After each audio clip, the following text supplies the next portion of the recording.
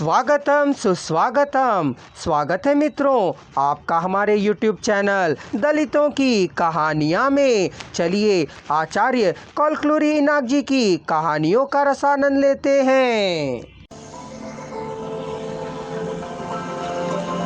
फसल बोया गया लेकिन कोई लाभ नहीं हुआ।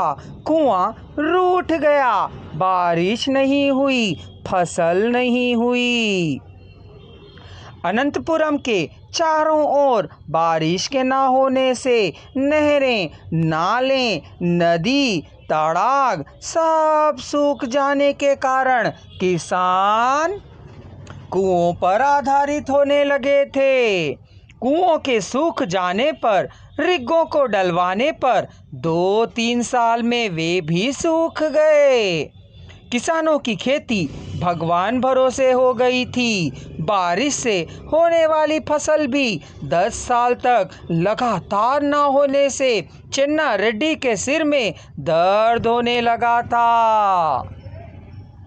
चिन्ना रेड्डी भी खेत से छुटकारा पाने का प्रयत्न करने लगा था। चिन्ना रेड्डी के वे 25 एकड़ की जमीन उधर नारायणपुरम और इधर अनंतपुरम के बीच में होने से प्लॉट में बांट देना ही उचित जान पड़ा। पत्थरों को हटाया गया, बंटवारे की रेखाएं खींच दी गई, जमीन खोदकर बंटवारे की रेखाएं खींची गई, प्लॉट्स बनाए गए।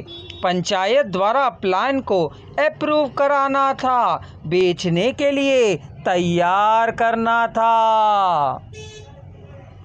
काफी लंबे समय से अनंतपुरम में अपने मिशन के नाम पर एक कॉलोनी का निर्माण करने के लिए चिन्मया मिशन प्रयत्न कर रही थी। उसका तपोवन कह नामकरण भी किया था। सारे प्लॉटों की खरीदारी की गई, मूल रेट पर ही खरीदा, लाभ नहीं कमाया।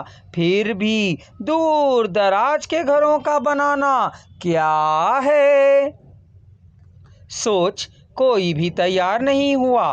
उस स्थान को केवल अध्यापकों के लिए ही आवंटित किया गया। सामाजिक सेवा संस्था घरों के निर्माण के लिए भी सहायता करेगी कह घोषणा किया गया। फादर पेरर की सहायता भी काम कर गई।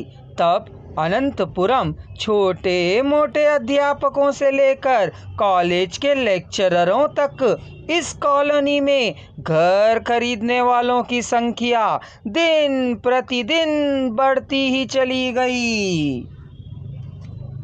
उन परिस्थितियों में टीचर का काम करने वाली भगीरथी लेक्चरर विनायक ने तपोवन में जमीन खरीदकर निजी घर को बना लिया।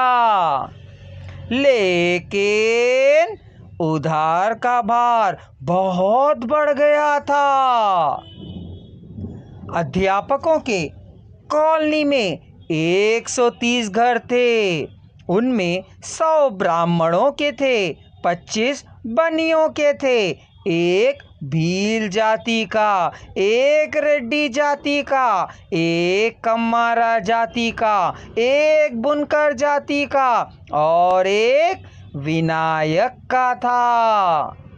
क्या हम यहाँ रह सकते हैं? इन लोगों के बीच क्या हम जीवन यापन कर सकते हैं? भगीरथी का यही संदेह था।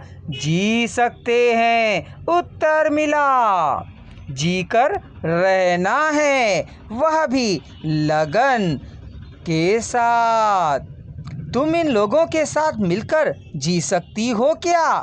भरोसा है मैं अकेली ही हूँ, ना सबसे अलग यही समझूंगी। लेकिन चिंता करने की बात नहीं है, या है विश्वास।